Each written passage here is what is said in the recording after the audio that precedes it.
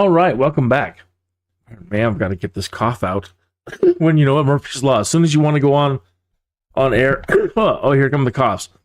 Lovely. Okay, so a cargo run, and I have Bushtalk on. I don't know what we're going to get. I have no idea what's going to be in our path today. Hopefully something nice. We've been skirting by everything and managing not to get very many audio tours. So hopefully that'll change. It says it's a 5-hour. I don't think I can do 5 hours. I'll do it as long as I can. And then I might have to do some skipping. But I'll do as much as I can. Hope you're having a great day. Cold here in Colorado. We are in Colorado for this flight. We're doing MMMK to 7Co0. Can't say I've ever done these particular airports.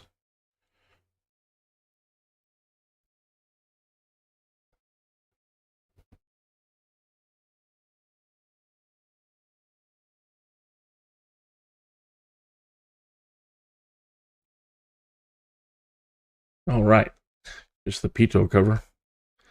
Lovely grass. So in the last hour, I did a live weather look at noon, and it was clear skies. And now all of a sudden, I'll double check if live is on. But if so, then the clouds have moved back in again. The Pito. Is it on the other side? Yep.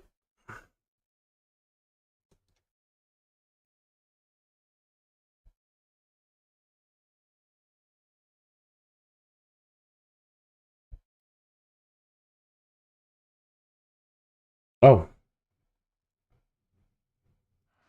And your co-pilot. Yeah, it would help if you could see, right?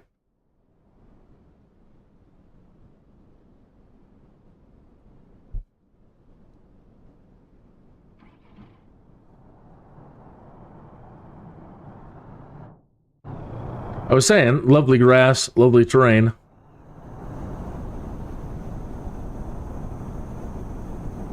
And pointing out that the clouds have moved back in.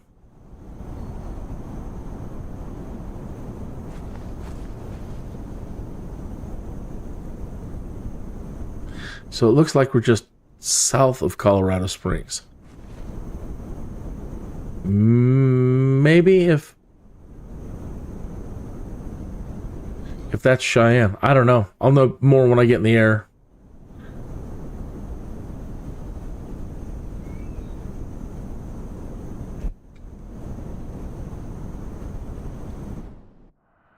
Good afternoon, Captain. First time we work together. Great. I'm and your co-pilot.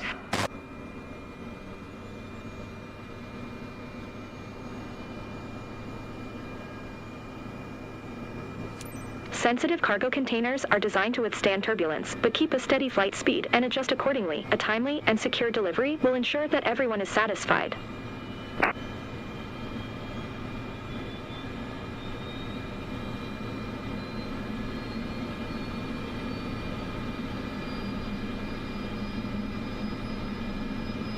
All right. Spock, the inertial separator, please.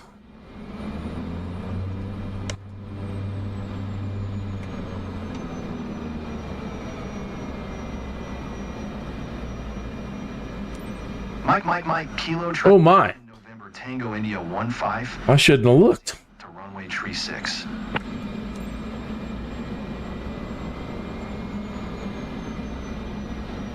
So earlier today, the morning live stream, I just spent an hour practicing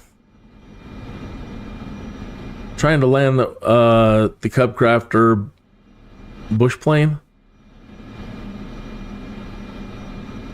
And I did a little studying, and I watched some of your videos out there, like, I think it's called, I don't want to say, Backwoods, bush plane I'll have to look at my video history. But anyway, this gentleman flies them professionally, and he has some videos out there explaining enter the aircraft without announcement. That figures. Explaining the approach, the descent, the flare, and whoa, and how to try to land the thing as short as possible. And I've got to hand it to you, to the bush pilots that are still living that can do that kind of thing. I'd say that I approved probably 0.01% in an hour, and I was able to actually make a few of the landings. But mostly that morning live stream is just me crashing over and over and over and over again. Don't worry about that.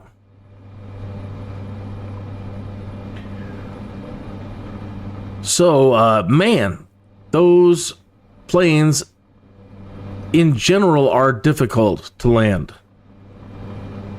They're inherently unsafe because of the tricycle design. Tango India 1-5 radar contact.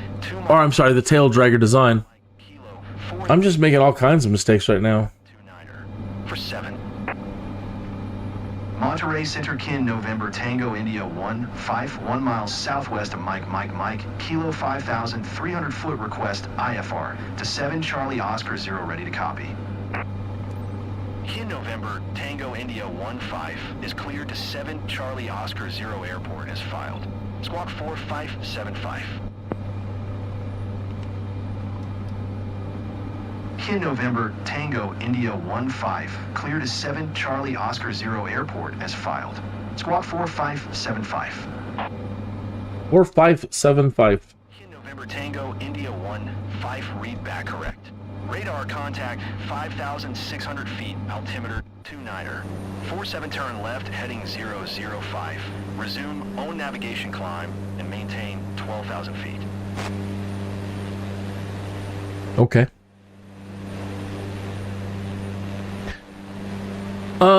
Pardon me. I needed to check and make sure that this is live weather. Wrong screen.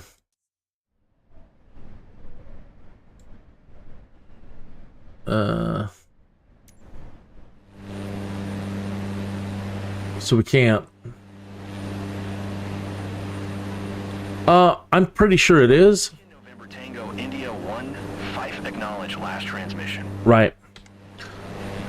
Turn left heading 005. Proceed on course climb and maintain 12,000 foot Kin November Tango India 1-5.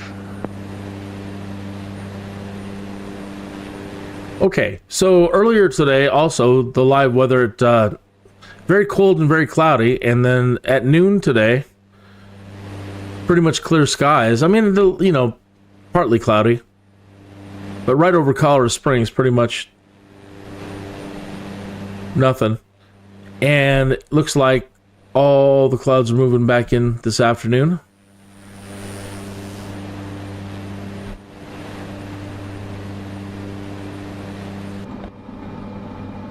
A friend of mine was watching the other day and he says, you know what? I hate to tell you this, but I would not want you to be my pilot. And I completely understand. I do.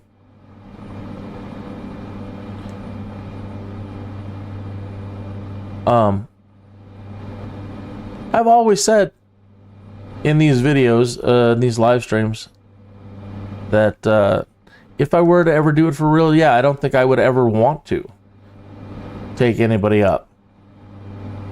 I wouldn't want to put anybody's life at risk. And this stuff is dangerous. Dangerous.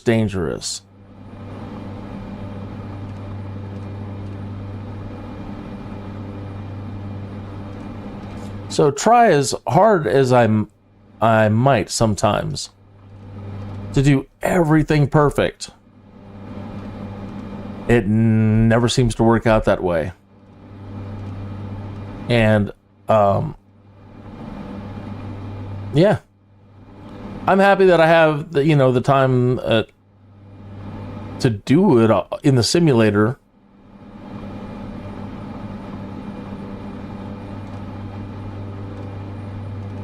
Understanding all the ways that things can go wrong.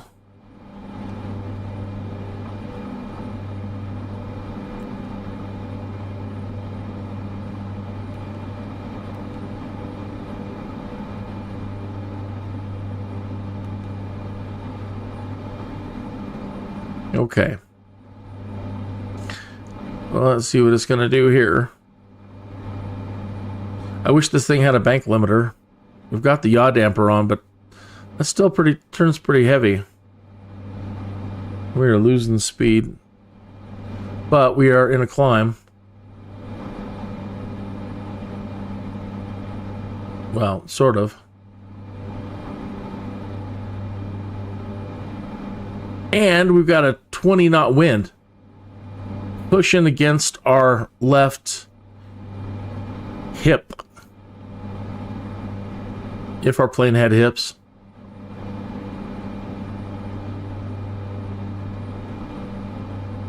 So yeah, I totally get it.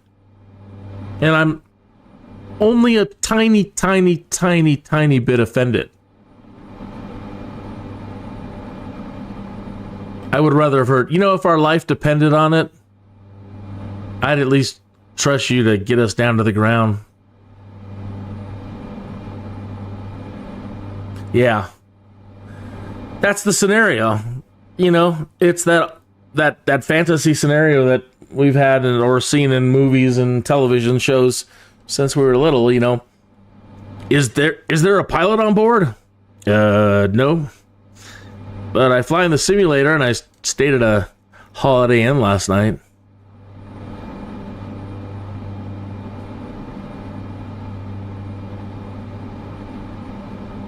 There's a lot of reasons why I wanted to learn to fly.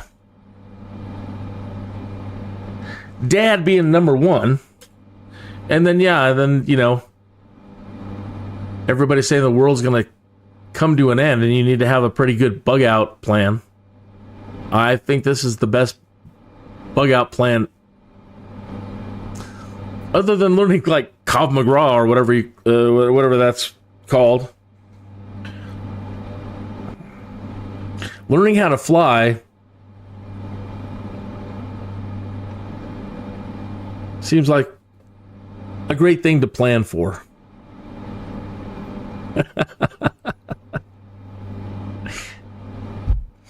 So as a friend, I would rather hear, as a friend, in the event of an apocalypse, especially like a zombie apocalypse, I would count on you to get us out of there. That's right. Because as your friend, I could say you'd never be able to do it. Never.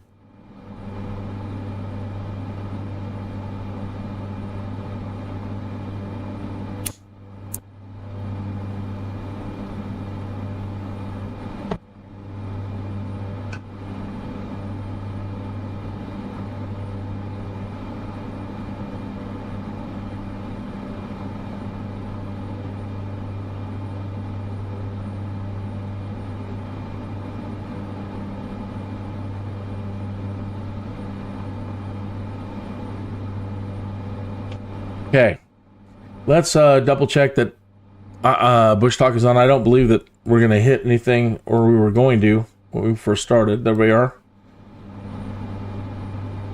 What? I thought we were in Colorado. What? This says we're in Mexico.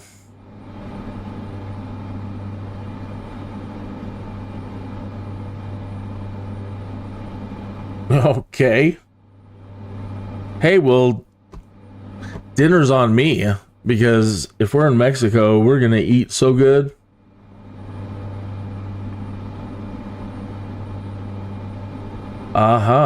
San Ysidro. So Tijuana should be...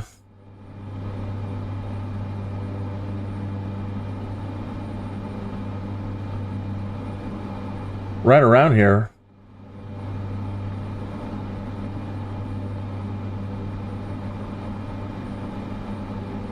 Or I'm way off.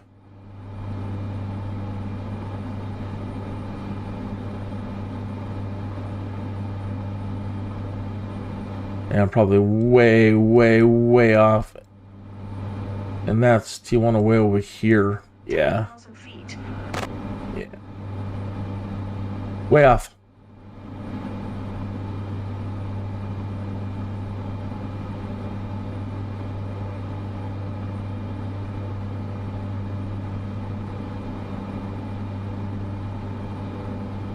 So you had no idea what I'm talking about. I'm looking at the Bushtalk map here, and again, I thought we were in Colorado,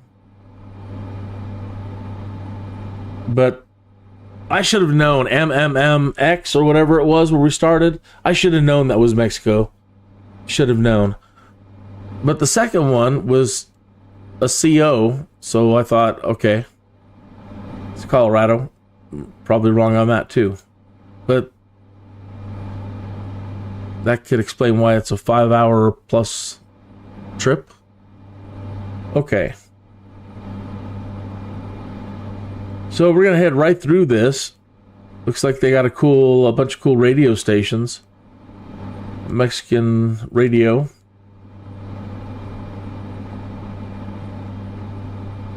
And a few spots of interest. Like there's one here. University of Texas.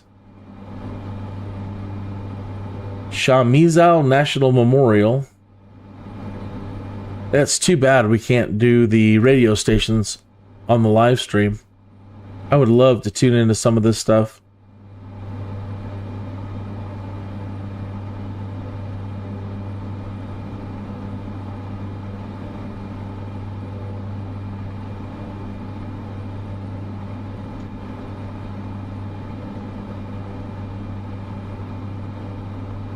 The wind picked up at our hip. Check it out. It's 38. We have a 38 knot wind giving us a push. That's wonderful. Really.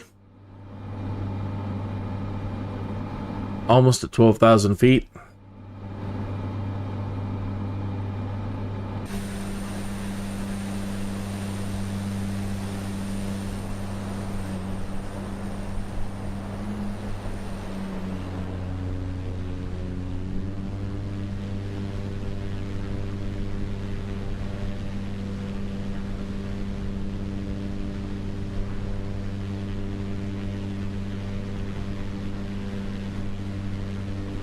I hope that's not doing your ears in. Kind of is mine. I'm going to turn down the engine noise a little bit. Whenever we're traveling around doing our, like especially our world tour, I said, okay, I'm going to role play that we have one of those fancy new electric engines for the Caravan that doesn't make much noise.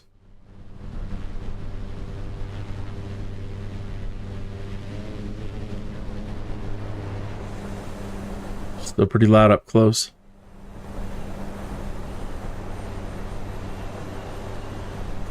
There is a headphone setting.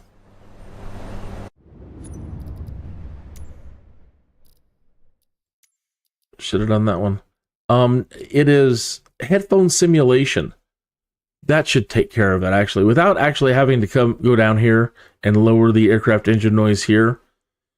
I forgot that I have this option now.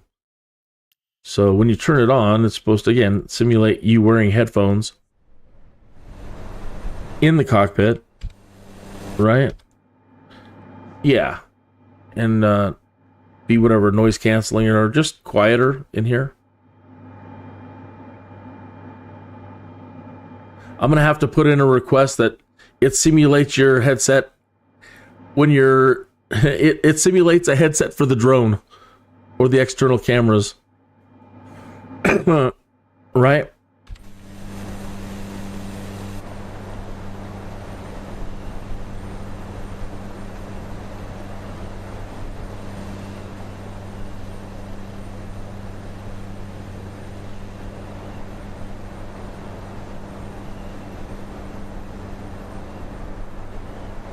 Tombstone is on a lot of people's mind today.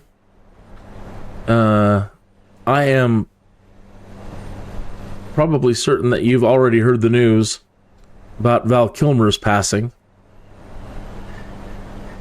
And so, yeah, everybody's talking about Val today and all of the cool movies that he did, and we're all discussing our favorite scenes and our favorite quotes.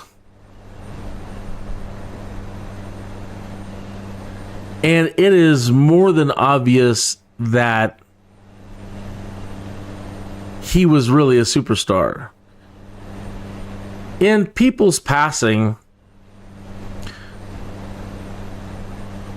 if you pay attention to social media, some people, when they pass, it's not such a big thing on the internet to where every other post you see on social media is about that person.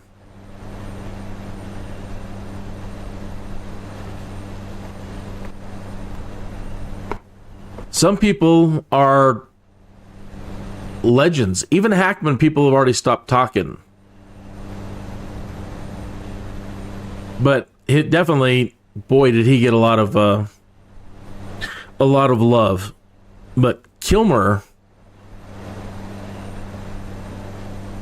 it hasn't stopped, and I don't mind. I don't mind one bit, because I loved him too.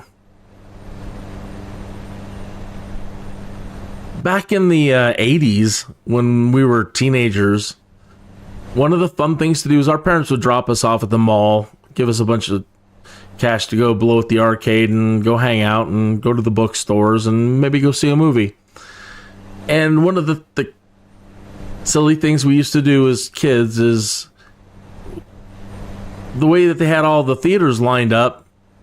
As soon as you finished seeing one movie, if you were just quick enough, you could exit that movie and just go into the next movie. If you had all the schedules of all the movies timed out to when they were, especially if they all started and stopped at the same time, and if the staff didn't care or wasn't paying attention,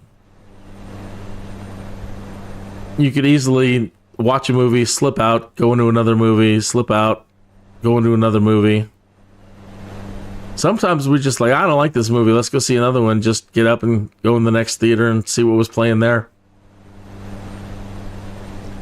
The reason why I bring that up is because that is how my introduction to Val Kilmer came to be. We were at the mall movie theater, and we were seeing something. And my buddy wanted to go see this other one that I really didn't... It based on the commercials and everything else, and what did I know? But he's like, come on, let's go see this movie called Top Secret. And it didn't have any major stars in it, or, it just looked like a B movie. And I was blown away. Laughed my butt off. And it became an absolute favorite. Sure, it was a B movie. But Val Kilmer elevated that movie so high, and we all just immediately... Tango India 1-5 contact Albuquerque Center on 128. 2, good day. We all immediately just loved his charisma, loved his presence. Just, Val Kilmer was cool. Albuquerque Center, Kin, November, Tango India 1-5, 12,000 feet. So yeah, I didn't want to see it, and then when I left there, I was like, I am so...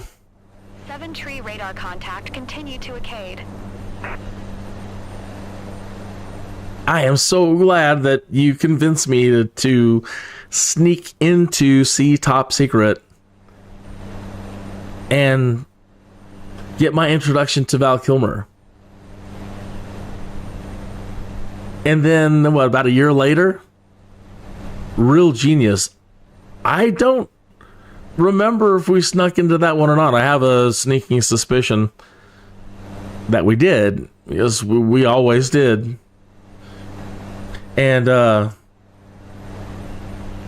that became like, I don't know how to describe it. Like, that became our favorite movie, right? The one that we all wanted to be Chris Knight in Real Genius. We all wanted to be him.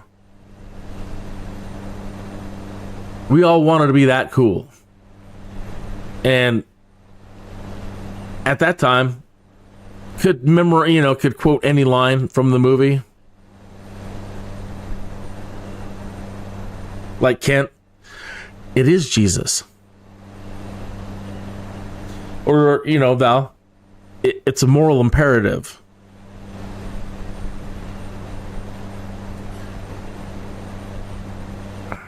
If I wear it anywhere else, it chafes.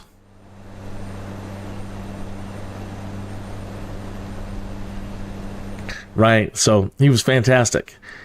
And yeah, after that, everything. Top Gun, that was the next big one, right? And yeah. So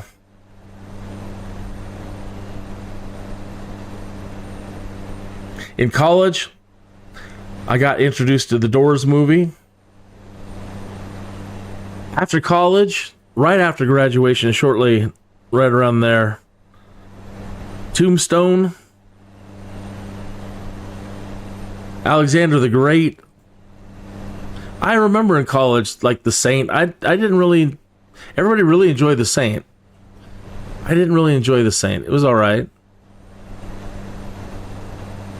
I liked it because he was in it, but his Batman, everybody loved his Batman. That's one of those ones where, I don't know.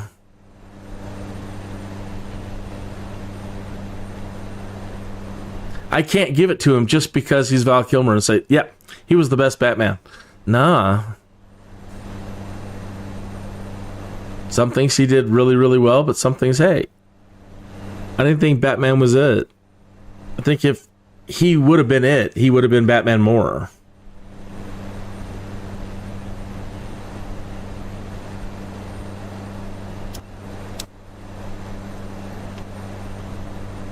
If I remember correctly, he was so good and such a legend that he got to be in a movie as a severed head, and that's it. I believe I remember seeing a movie where he was in the credits. Val Kilmer's in this movie. And I think somebody was just traveling around with his head. So occasionally you'd get a shot of Val's head laying there. Imagine that. Wonder how much you got paid for that one. I'll be in it, but I don't want to talk and I don't want to act. So here you go. It's very clever.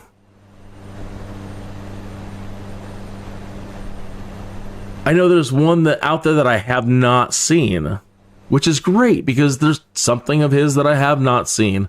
And I guess it's called Kiss Kiss Bang Bang with Robert Downey Jr. So fantastic. That's something to watch.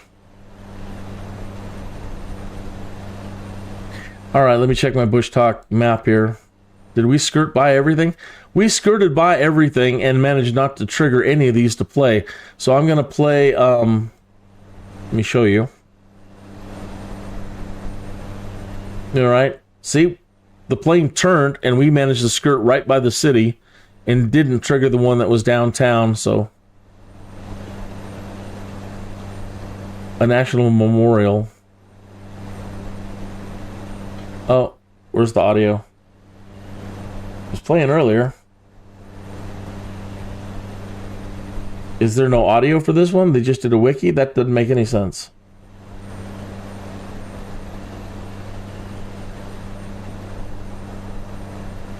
It says it's now playing. Oh, aha. Amphitheater. Uh-huh. Museum, which details the history.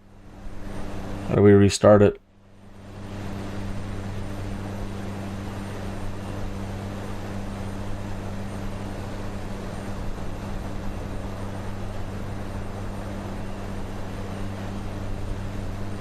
Chamizal National Memorial, located in El Paso, Texas, along the United States-Mexico international border, is a National Park Service site commemorating the peaceful settlement of the Chamizal boundary dispute. The 54.90-acre memorial park serves primarily as a cultural center and contains art galleries, a theater, and an amphitheater. A museum, which details the history of the U.S.-Mexico border, is located inside the visitor center. The park honors the peaceful resolution of the Chamizal dispute, a more than 100-year border dispute between the United States and Mexico that resulted from the natural change of course of the Rio Grande between the cities of El Paso and Ciudad Juarez, Chihuahua. This national memorial was established on part of the disputed land that was assigned to the United States according to the Chamizal Convention of 1963. A corresponding Parque Público Federal El Chamizal was created on the now Mexican portion of the land. The Chamizal Convention was negotiated by the International Boundary and Water Commission, which was established in 1889 to maintain the border, and pursuant to later treaties to allocate river waters between the two nations, and provide for flood control and water sanitation. The National Memorial was authorized on June 30, 1966. It was established as a National Park Service unit on February 4, 1974, and was administratively listed on the National Register of Historic Places the same day. Altitude. Climb and maintain 12,000-foot altimeter 29er. 64. 264. Wow. Climb and maintain 12,000 foot Kin November Tango India 15.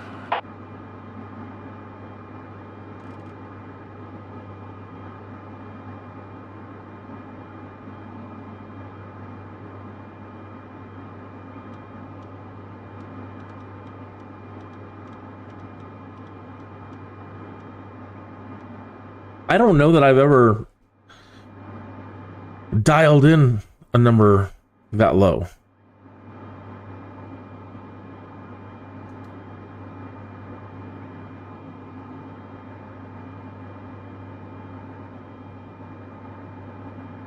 Oh, forgive me.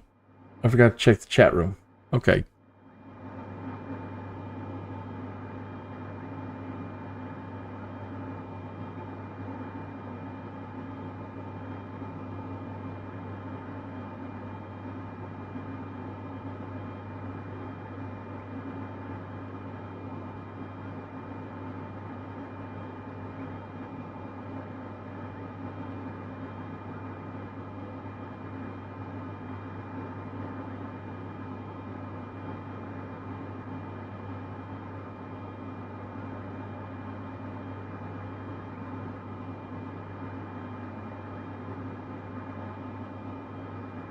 Okay, so coming up here on our right, out there,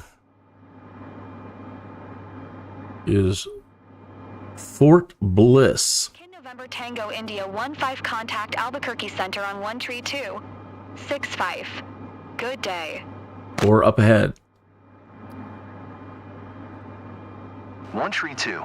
65 for Kin November Tango India 15. Albuquerque Center Kin November Tango India 15, 12,000 feet. Kin November Tango India 15 Albuquerque Center altimeter 29er. 57 radar contact continue to dust. Wow, 2957 now.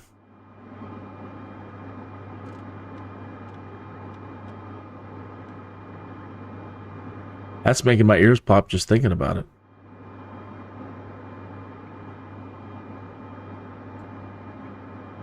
All right, so off our left wing is White Sands Missile Range. White Sands Missile Range is a military testing area operated by the United States Army. Oops. The range was originally established as the White Sands Proving Ground on July 9, 1945. The first atomic bomb was test detonated at Trinity Site near the northern boundary of the range on the 16th of July 1945, 7 days after the White Sands Proving Ground was established. After the conclusion of World War II, 100 long-range German V-2 rockets that were captured by U.S. military troops were brought to WSMR. Of these, 67 were test-fired between 1946 and 1951 from the White Sands V-2 launching site. NASA's Space Shuttle Columbia landed on the Northrop Strip at WSMR on the 30th of March 1982 as the conclusion to mission STS-3. This was the only time that NASA used WSMR as a landing site for the Space Shuttle. And just a touch north of that, it's still in our vision right now, is the launching site.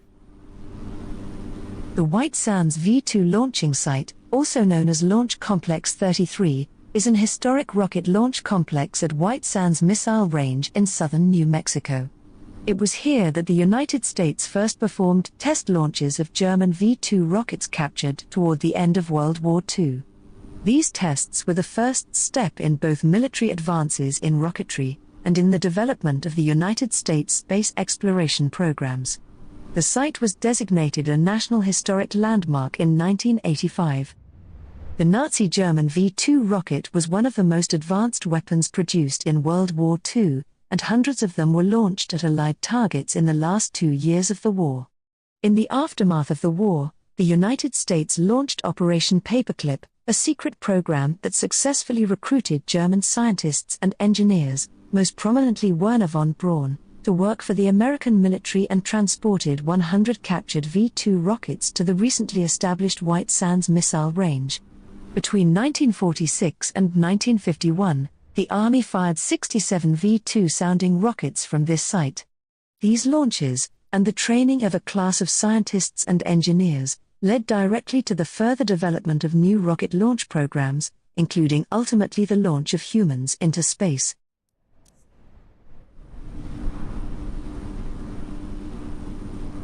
Okay.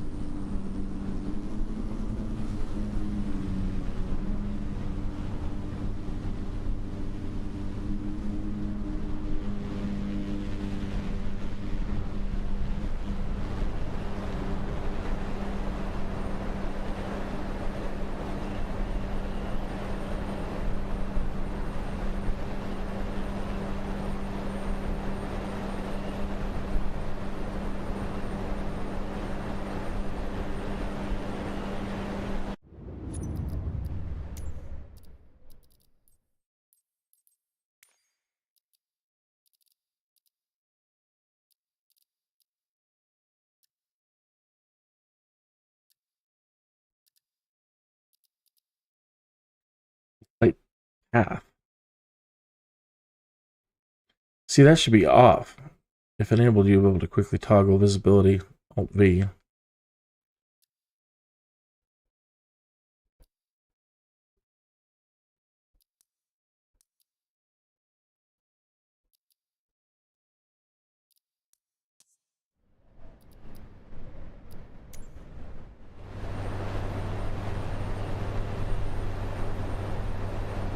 Okay, lovely.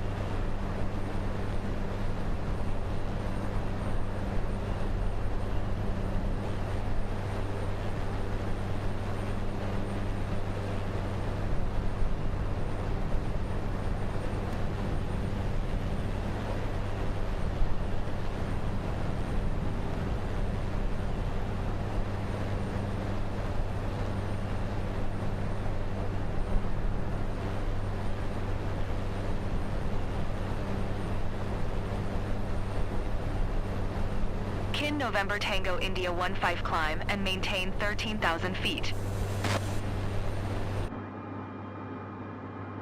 Will do.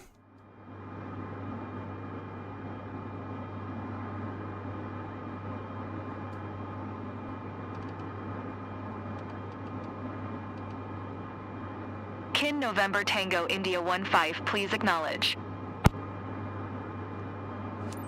Climb and maintain 13,000 foot. KIN November Tango India 15.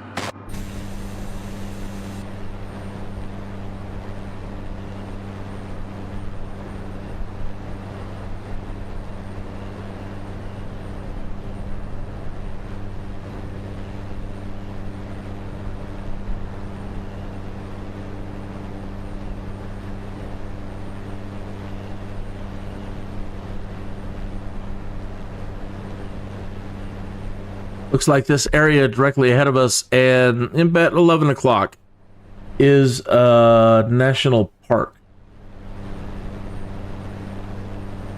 Oh, no. It says it's a national park, but there's a building or a complex out here that you'd like to know about, I think. MIRACL, or Mid-Infrared Advanced Chemical Laser, is a directed energy weapon developed by the U.S. Navy. It is a deuterium fluoride laser, a type of chemical laser. The MIRACL laser first became operational in 1980. It can produce over a megawatt of output for up to 70 seconds, making it the most powerful continuous wave laser in the U.S. Real genius. The original goal was to be able to track and destroy anti-ship cruise missiles, but in later years it was used to test phenomenologies associated with national anti-ballistic and anti-satellite laser weapons. Originally tested at a contractor facility in California, as of the later 1990s and early 2000s, it was located at a facility in the White Sands Missile Range in New Mexico. The beam size in the resonator is about 21 centimeters high and 3 centimeters wide.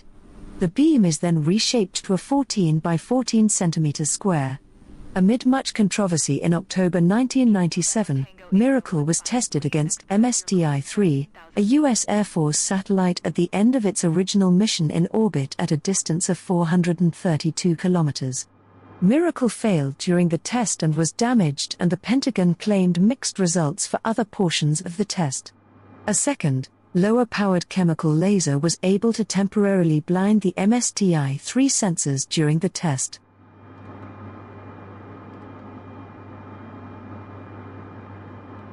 Real genius. They said it was tested by a contractor in California. Is that when he put all the popcorn in the professor's house and blew it up?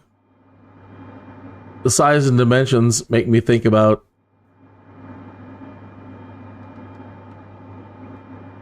the thing that they created in Real Genius. A 14 centimeter by 14 centimeter square.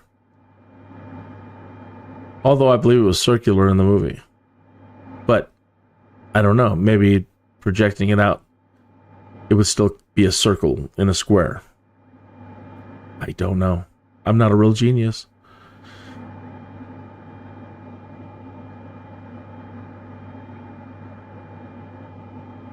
So, got a little bit of fog moving in. That was a neat thing to hear today. I know that in the past, I've flown around here, and I've probably heard that before. I know that we've done White Sands. So I probably have. But because Val Kilmer's on all of our minds today, that seems like a particularly good bit of luck. The MIRACL laser. All right, directly ahead of us we have, is this the forest, or the national forest? Yeah. Sands National Park is an American national park located in the state of New Mexico on U.S. Route 70, approximately 15 miles southwest of Alamogordo and 52 miles northeast of Las Cruces, in western Otero County and northeastern Doña Ana County. The park is situated at an average elevation of about 4,000 feet in the Tularosa Basin and comprises the southern part of a 275 square miles field of white sand dunes composed of gypsum crystals. The Gypsum Dune Field is the largest of its kind on Earth. The park was originally designated White Sands National Monument on January 18, 1933 by President Herbert Hoover, and redesignated as a national park when Congress passed the 2020 National Defense Authorization Act on December 20, 2019. The park encompasses 145,762 acres protecting 115 square miles of the dune field, about 41%, while the remaining 160 square miles are located to the north within White Sands Missile Range. The depth of gypsum sand across the entire field is about 30 feet below the interdunal surface, while the tallest dunes are about 60 feet high. About 4.5 billion short tons of gypsum sand fill the dune field, which formed about 7,000 to 10,000 years ago. The dunes were created from exposed selenite crystals that gradually eroded into gypsum grains, and were then transported eastward by prevailing winds. About 12,000 years ago, the land within the Tularosa Basin featured large lakes, streams, and grasslands. Ice Age mammals lived by the shores of Lake Otero, one of the largest lakes in the southwest. Fossilized footprints of Columbian mammoths, ground sloths, ancient camels, dire wolves, American lions, saber-toothed cats, and Paleolithic humans have been uncovered in and around the ephemeral Lake Lucero in the western section of the park. The inhabitants of the Tularosa Basin have included Paleo-Indians, Archaic people, Hanada Mogolone people, Mescalero Apaches, Spanish settlers and other European Americans who operated farms, ranches, and mines from the 19th century onward. More than 600 invertebrates, 300 plants, 250 birds, 50 mammals, 30 reptiles, 7 amphibians, and 1 fish species inhabit White Sands National Park. Animal species that have a white, or off-white, coloration include 3 mammals, 3 reptiles, 1 amphibian, and numerous insects. At least 45 species are endemic, living only in this park, with 40 of them being moth species. White Sands National Park is the most visited EMP site in New Mexico, with about 600,000 visitors each year. The Dunes Drive leads 8 miles into the dunes from the visitor center. 3 picnic areas are available, as well as a backcountry campground with 10 sites for overnight camping in the dune field. 5 marked trails totaling 9 miles allow visitors to explore the dunes on foot. Ranger-guided orientation and nature walks occur at various times and months throughout the year. Lake Lucero hikes are offered once a month, from November to April. Both the park and US Route 70 between Alamogordo and Las Cruces are subject to closure for safety reasons when tests are conducted at White Sands Missile Range, which completely surrounds the park. That is a trip. And you can see it down below here, the way the winds are blowing and the way it has pushed out and is pushing out. Learning that it is, a lot of it is gypsum, has me thinking about something ancient as well.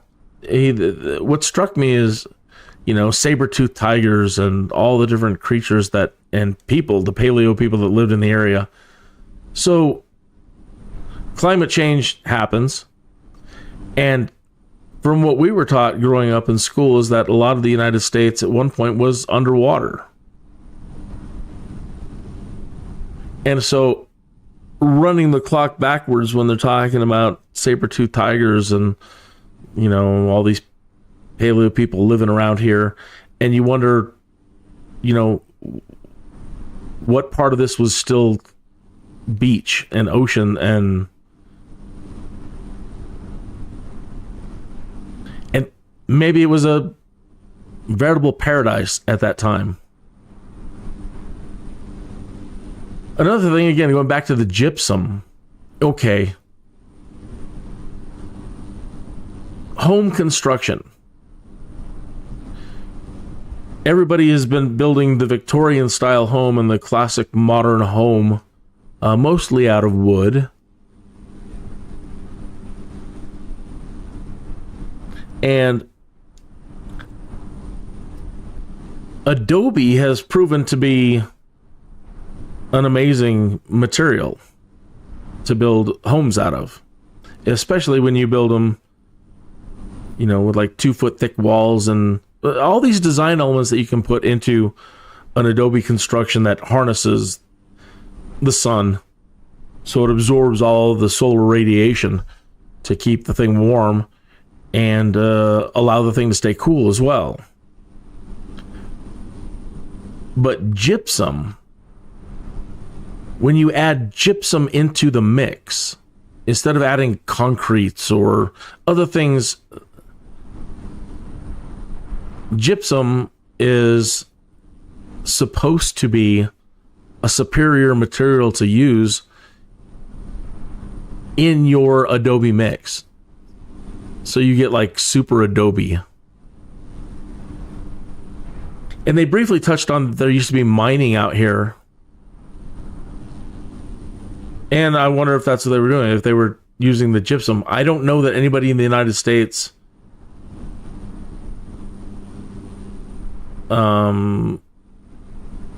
who's doing Adobe gypsum construction. I know that they're now working on 3D printed Adobe. And I wonder if they're also doing it. That's what I would do. Absolutely. If I had the money to own an Adobe home construction company, I think I'd want to set up some sort of operation right around here. Looks like they got plenty of gypsum. I don't think they'd mind some missing.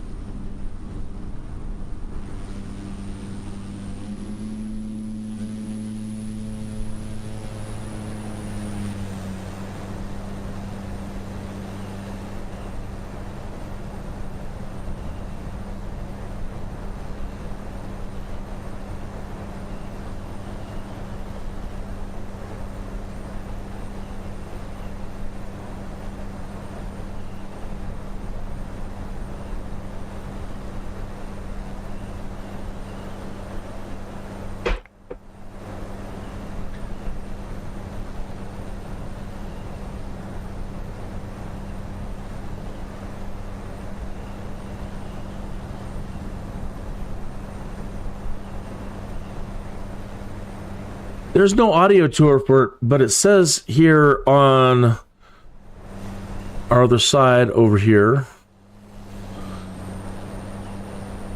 And, no, right here, coming up in front. This area is called the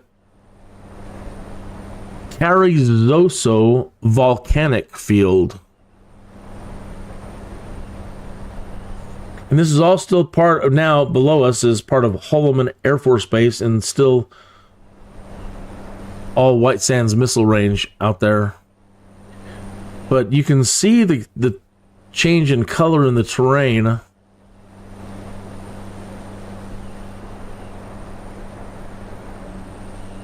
And so I wonder if this was a caldera. I don't know volcanic terms, but they're saying this is a volcanic area.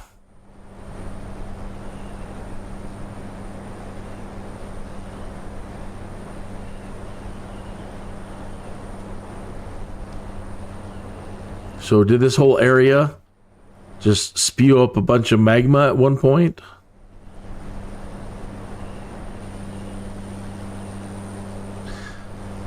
Probably, I would imagine. Again, we're talking about oceans and everything else being around here. Yeah, why not?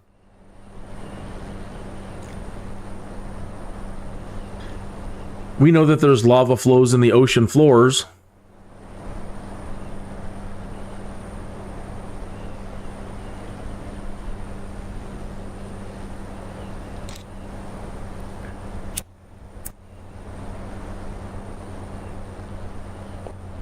Seems like it would be another good place that would be like an archaeologist's dream. Not that every place in the world, every inch of the world, isn't an archaeologist's dream. Some places better than others, though. Like all of this and all of the things that they have yet to discover in areas like Chaco Canyon. We have not scratched the surface on the United States at all.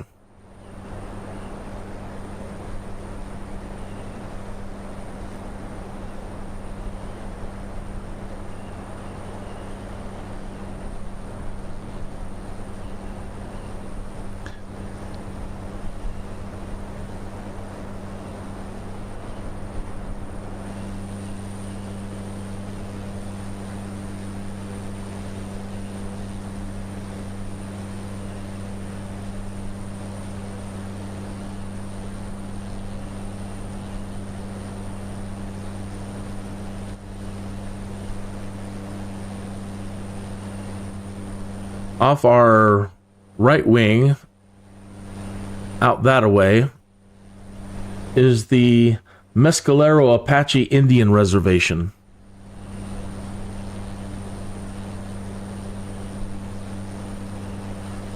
And the town right beyond that, a little to the north, is Ruidoso.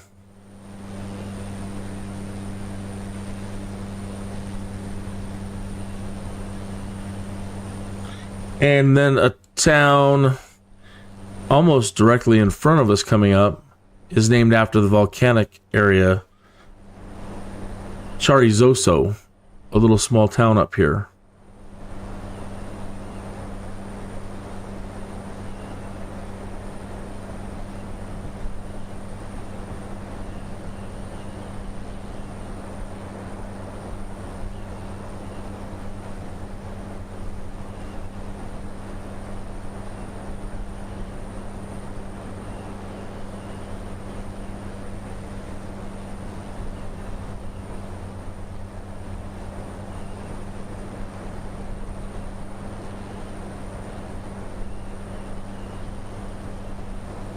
Yeah, if we follow this highway, US 54,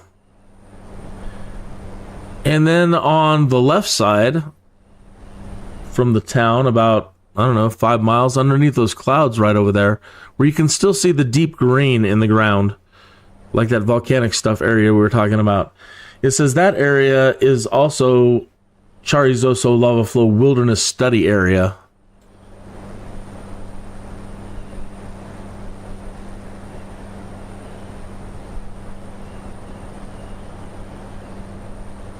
Oops.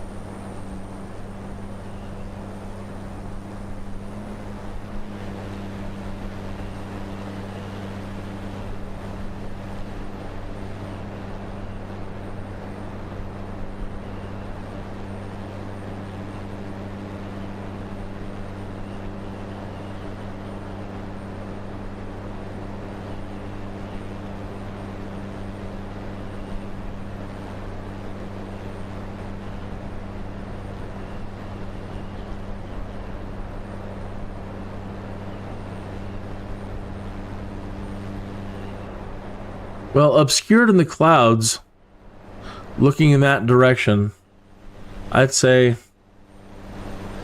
I don't know, 20 miles out that away, into that gray patch. There is something out there And this is it. In 1947, a United States Army Air Forces balloon crashed at a ranch near Roswell, New Mexico. Following wide initial interest in the crashed flying disc, the U.S. military stated that it was merely a conventional weather balloon. Interest subsequently waned until the late 1970s, when ufologists began promoting a variety of increasingly elaborate conspiracy theories, claiming that one or more alien spacecraft had crash-landed and that the extraterrestrial occupants had been recovered by the military, which then engaged in a cover-up. In the 1990s, the U.S. military published 2 reports disclosing the true nature of the crashed object, a nuclear test surveillance balloon from Project Mogul. Nevertheless, the Roswell incident continues to be of interest in popular media, and conspiracy theories surrounding the event persist. Roswell has been described as the world's most famous, most exhaustively investigated, and most thoroughly debunked UFO claim. Yeah. All right.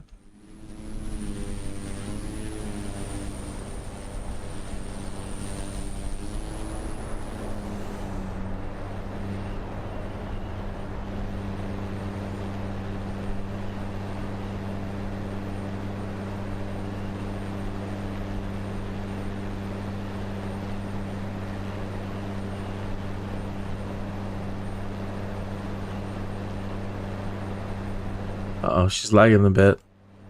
She's lagging a lot.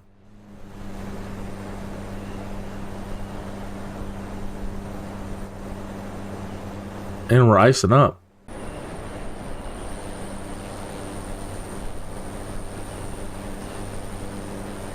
Wow, it says that OBS disconnected and reconnected. So, welcome back.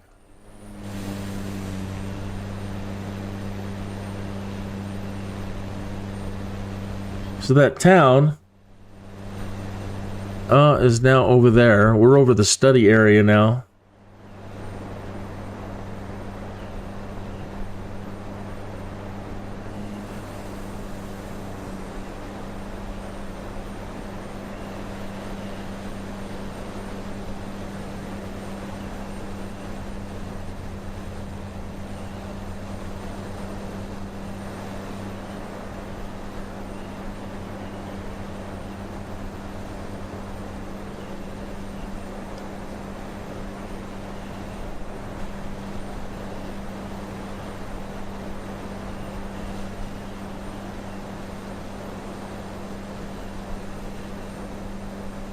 So I don't know what to make about areas like this where you have such a sharp difference in the terrain. And it's probably the photo mapping and then color grading and things like that. But then again, I don't know. The Earth is that strange, but I can't imagine it would be so straight. So probably processing color correcting thing.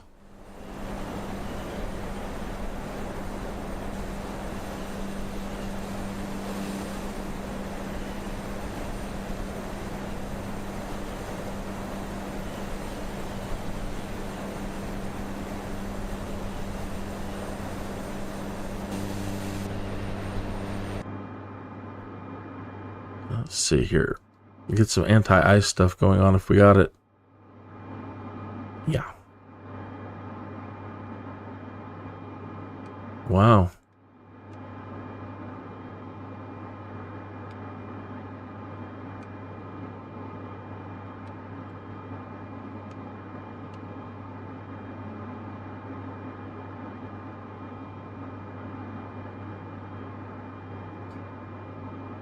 We had better ask for a descent.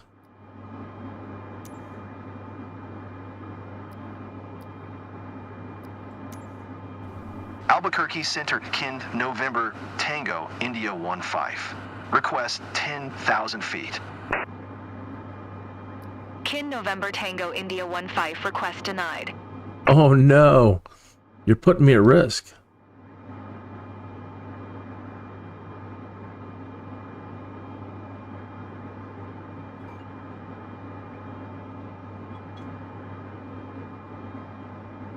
Hello, I'm at risk. call when I leave. Okay, bye-bye. Bye. Thanks.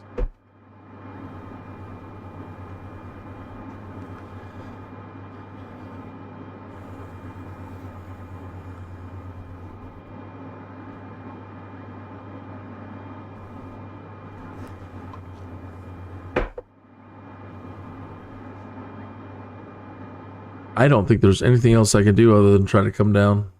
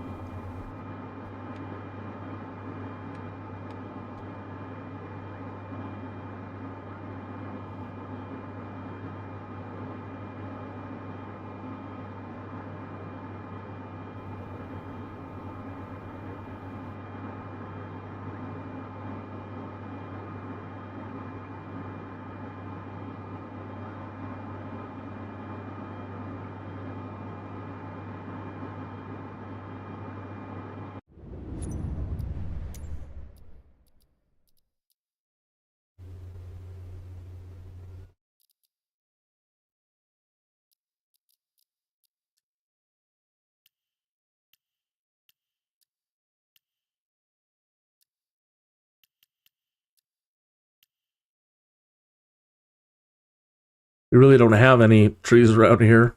You don't really have to worry about the water looking that great. But what I want to do is make sure that since we're getting these crazy windshield things going on, that there's no ultra for it. Okay.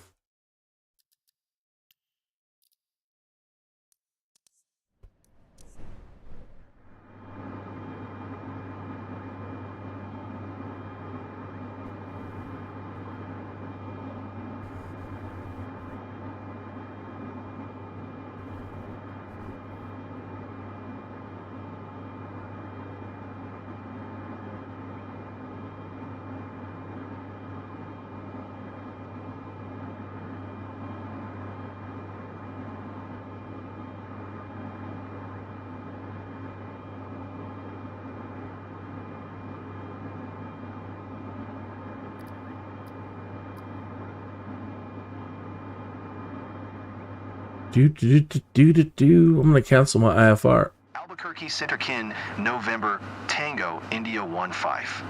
Cancel IFR at this time. Kin November Tango India 15 IFR flight plan is canceled. Radar service terminated. Squawk 1200. Maintain VFR. Frequency change approved. Good day.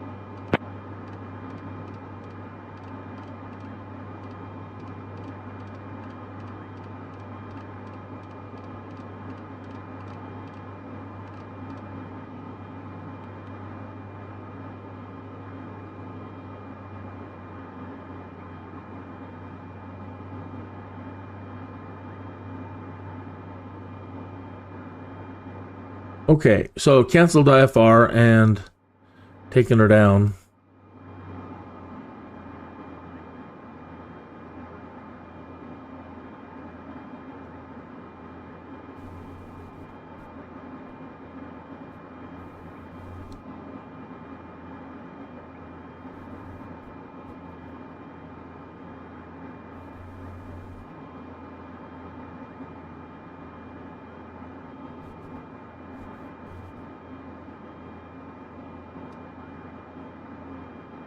So we'll just have it on anyway.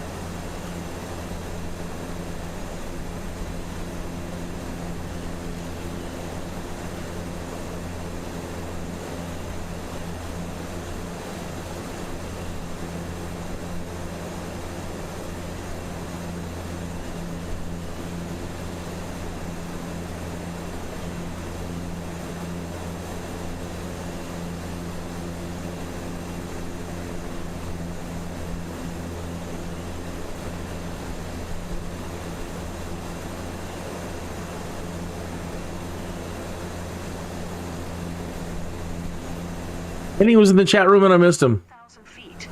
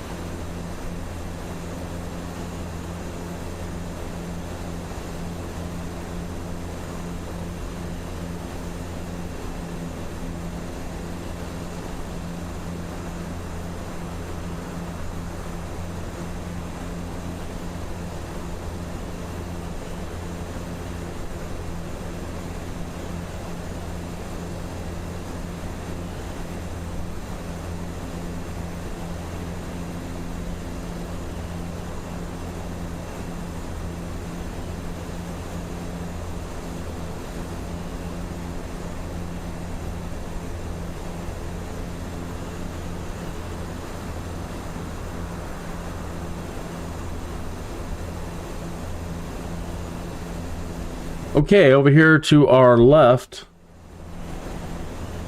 just at 11 o'clock, we're coming up on a historic district. Gran Quivira Historic District is a historic district within Salinas Pueblo Mission's National Monument, located about 25 miles south of Ntnl, New Mexico, at about 6,500 feet above sea level. It lies in both Socorro County and Torrance County. A 0.5-mile trail leads through partially excavated Pueblo ruins and the ruins of the uncompleted Mission Church. Gran Quivira, also known as Las Humanas, is the largest of the Salinas Pueblos. It was an important trade center for many years before and after the Spanish Entrada.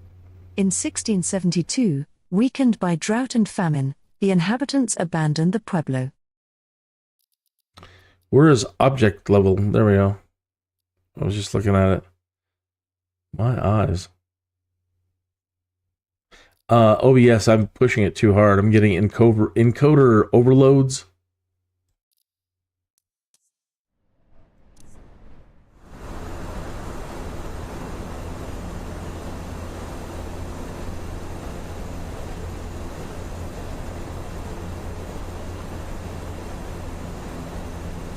Yeah, it says we were dropping 500 frames.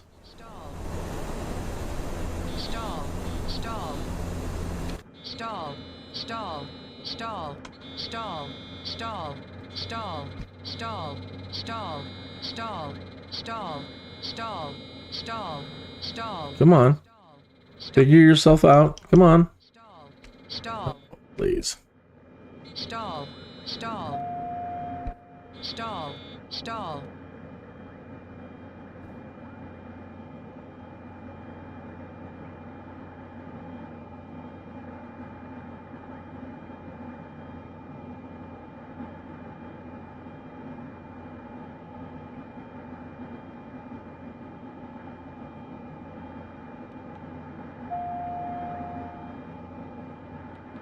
Why doesn't it want to do an alt hold? Trim must be stuck.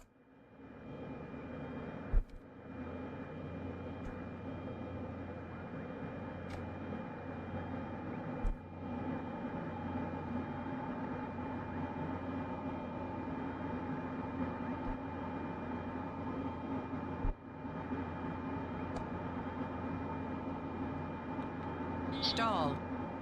No, all told, silly.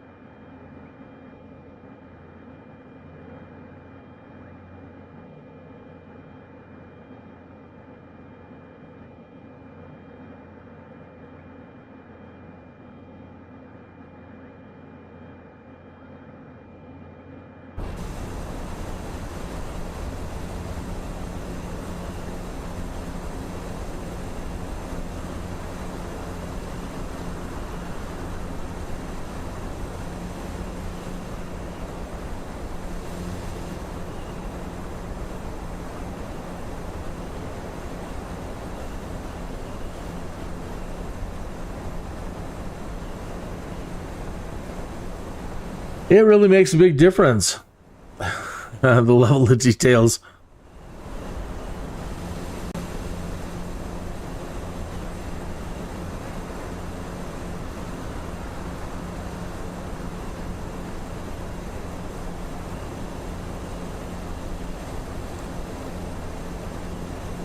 All right, so we're coming up on Albuquerque, New Mexico.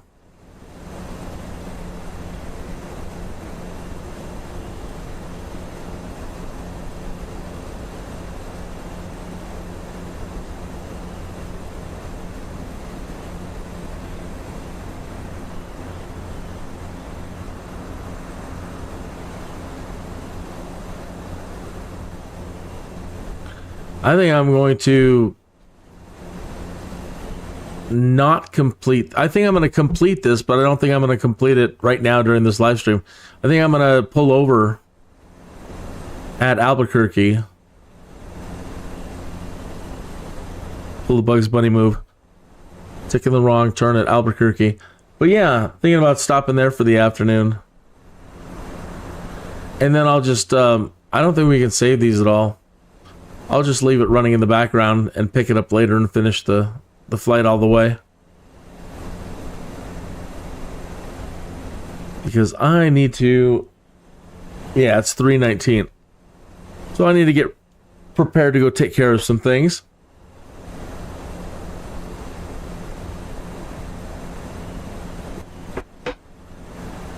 But it was fun. It was definitely a good one today. And again, thinking about Val Kilmer and then passing the laser sight, and either way, we did actually have some good stuff today on the audio tours.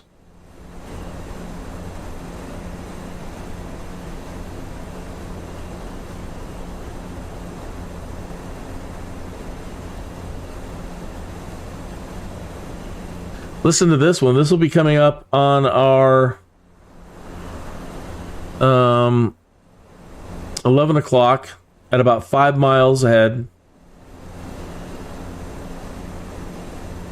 Atlas 1, better known as Trestle, was the code name for a unique electromagnetic pulse generation and testing apparatus built between 1972 and 1980 during the Cold War at Sandia National Laboratories near Kirtland Air Force Base in Albuquerque, New Mexico. At over 2 football fields in length and 12 stories high, Trestle was the largest NEMP generator in the world, designed to test the radiation hardening of strategic aircraft systems against EMP pulses from nuclear warfare. Built at a cost of $60 million, it was composed of 2 parts, a pair of powerful Marx generators capable of simulating the electromagnetic pulse effects of a high-altitude nuclear explosion of the type expected during a nuclear war, and a giant wooden trestle built in a bowl-shaped arroyo, designed to elevate the test aircraft above ground interference and orient it below the pulse in a similar manner to what would be seen in midair. Trestle is the world's largest structure composed entirely of wood and glue laminate. Oh, wow. And that's out here somewhere.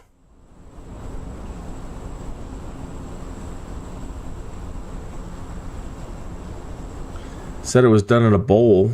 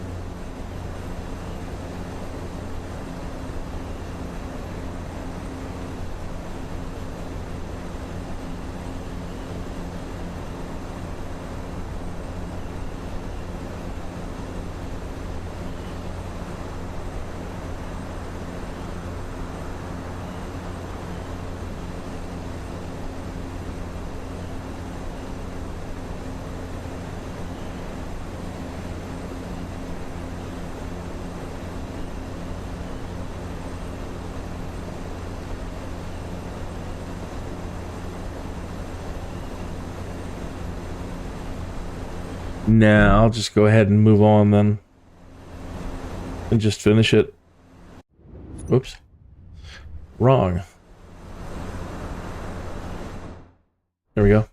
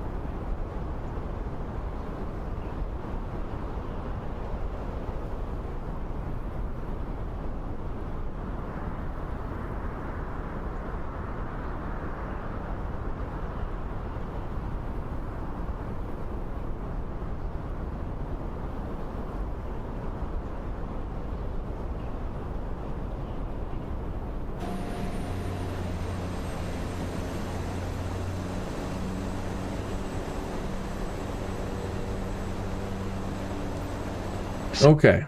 Oscar 0 traffic, Kind November, Tango India 152 miles south 7200. Ford inbound to land runway 8.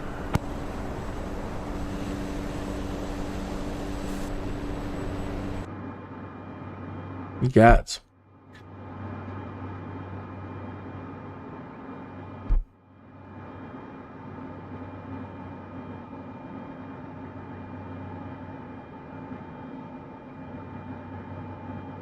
All right.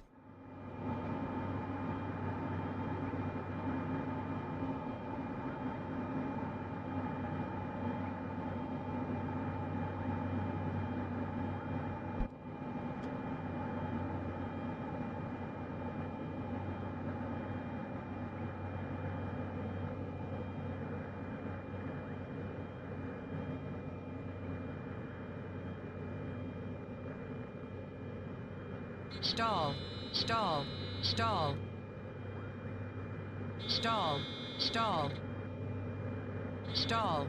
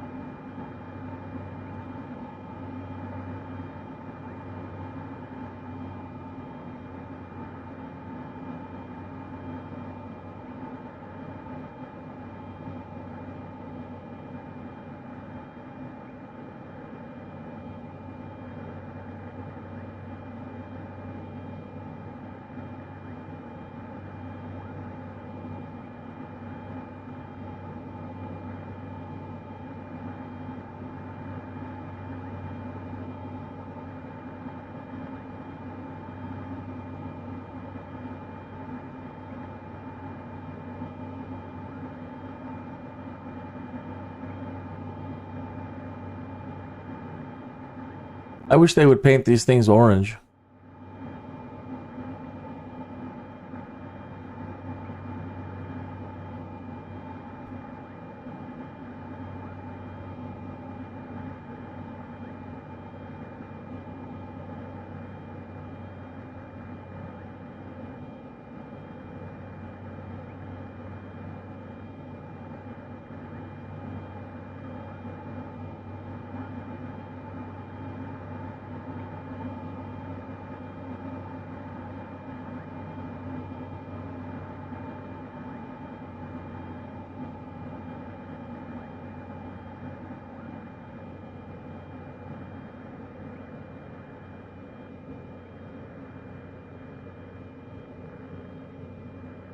Aha.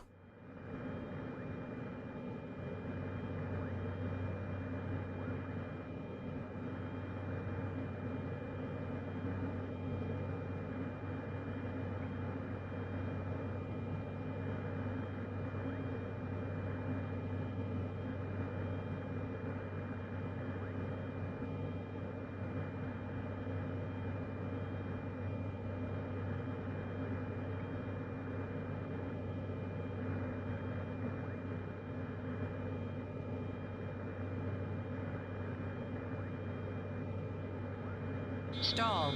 Stall. Stall.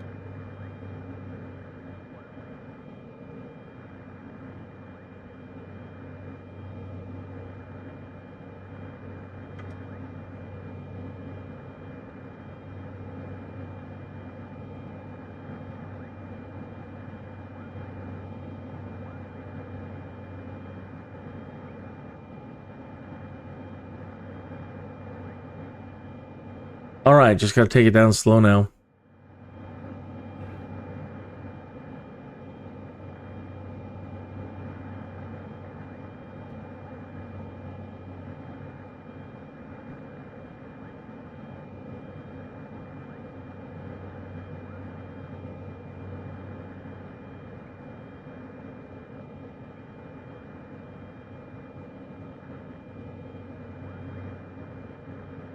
That sure looks like a lot like the Colorado Springs Front Range.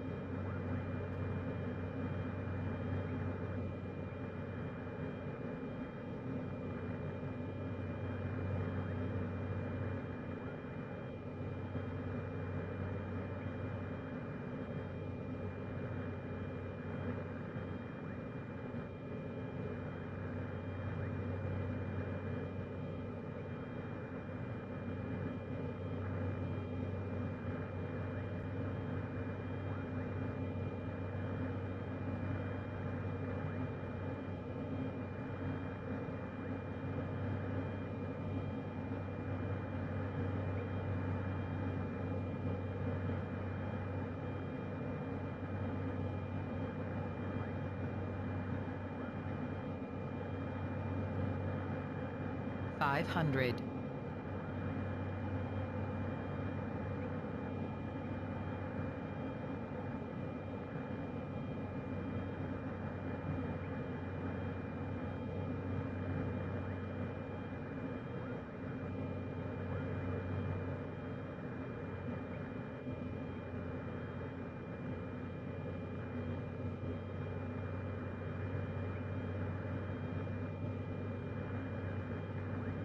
$500.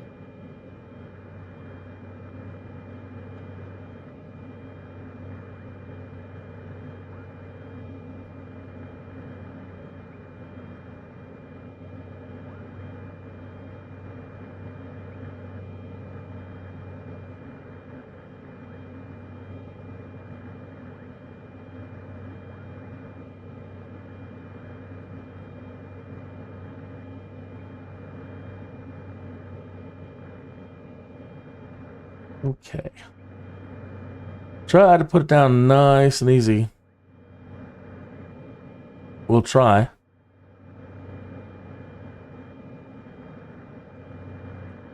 My luck lately has been pretty poor.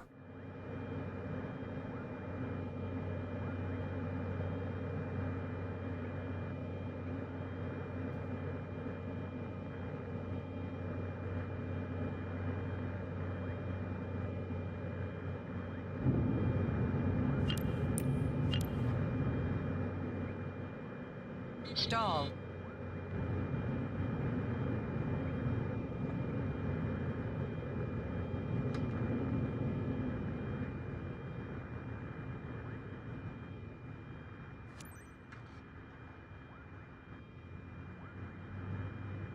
Always looks good until the very last second.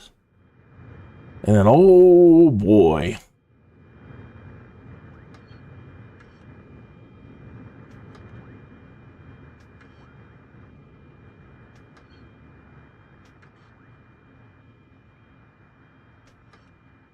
I need to rename myself to Crappy Landing Dude.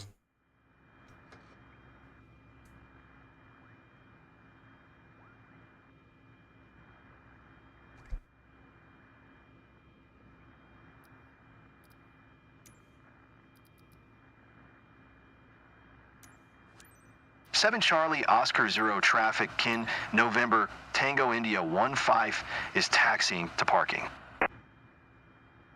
7 Charlie Oscar Zero traffic, Kin November Tango India 15 is taxiing to parking. Okay. Duck.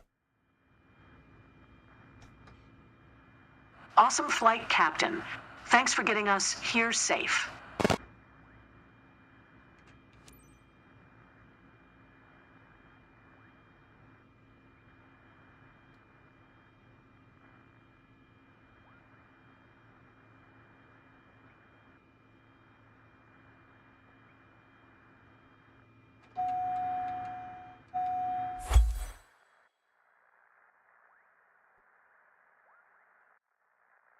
They should almost with when you end any other thing, they should almost give you the option to continue, just so you can, once you're there, hop out, have a look around.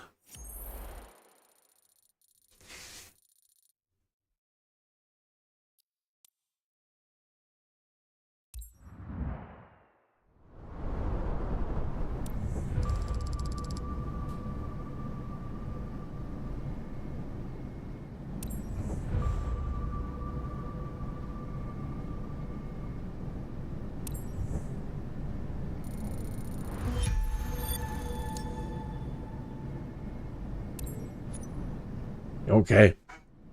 All right. Well, another one in the can. I will see you tomorrow. Thanks for tuning in this afternoon.